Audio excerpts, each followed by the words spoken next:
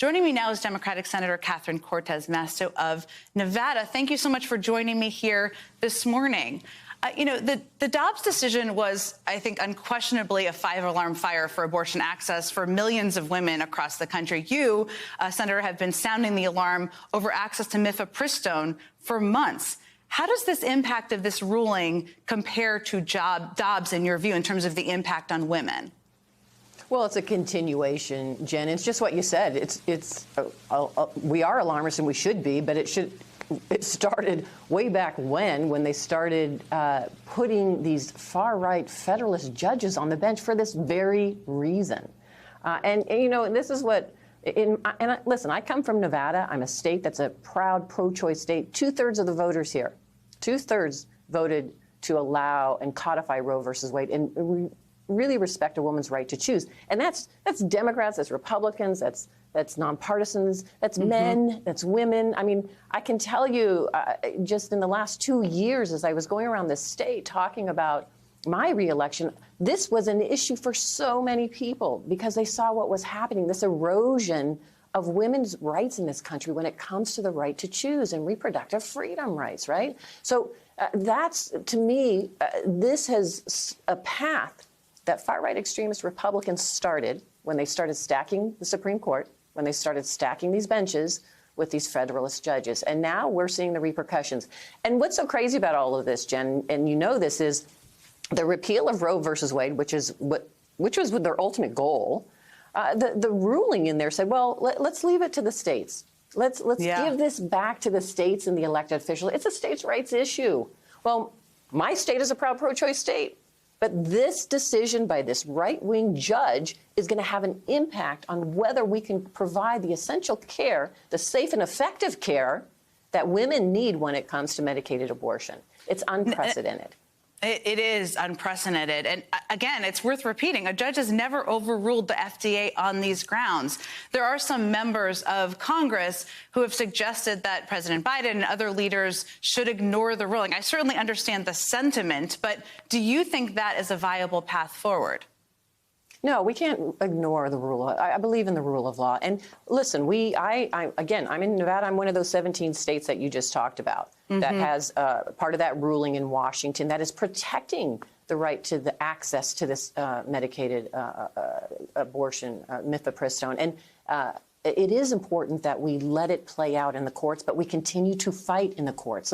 This isn't a call to action for everyone, whether it's in the court system, whether it's when we go to vote, whether it's making sure that our elected representatives, particularly those far-right elected Republicans who are making these decisions on our behalf, they are listening to the American public, because in Nevada, 2/3 of the voters support a woman's to choose. And across the country, a majority of Americans support a woman's right to choose. Here's what I know, and this is the concerning, I think, for all of us to pay attention, and this is why it is important we see the next step.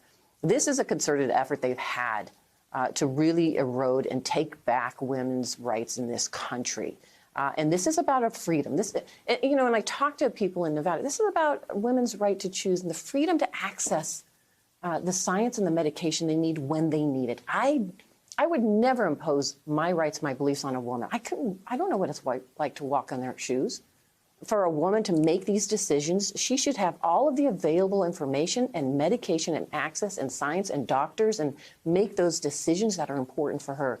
But what these right-wing judges and others who are making these decisions for us think it's the representatives who should make these decisions and take away this right for women. It's starting with the repeal of Roe versus Wade. Now they're taking away a key a drug that women need with their doctors to make these decisions. And it's not just about abortion. It's about when there's a miscarriage. The next step is contraception. Yeah. Going after women's rights when it comes to our reproductive freedom and the need for contraception. So this is a concerted effort that we see playing across the country, and we have to be vigilant. I will say this, Jen, the good news is what we saw in Wisconsin, what we saw by the voters in Wisconsin, the voters in Kansas, the voters in Michigan. I mean, I don't understand why these elected Republicans don't get that this is such an emotional, personal issue for individuals. And that's why you see voters coming out and saying, no, Well, you can't take this away from us. It does seem, I mean, as you said, such a majority of people in Nevada, Democrats, Republicans, independents, support a woman's right to choose. Republicans have been pretty silent here. I mean, do you think that this ruling could be a political problem for them? Well, I will tell you what, it's the Republicans in my state are not silent. When I was running for re-election, they came out and they supported me, and we did press conferences together. And that is one of the reasons why I am back in the Senate. I am back and elected to address this issue, to protect women's rights in the state of Nevada. So, you know, again, it comes down to listening to the American public, listening to voters and what voters want, and not ignoring what the voters really want for their own freedoms, for some sort of personal gain. And that's what we see happening across the country with some of these far-right extremists who are only in there for their personal gain, and taking away and eroding the rights of women across this country. Senator Catherine Cortez Masto, thank you for being so outspoken on this issue for so long. Hopefully we'll talk to you again about it soon.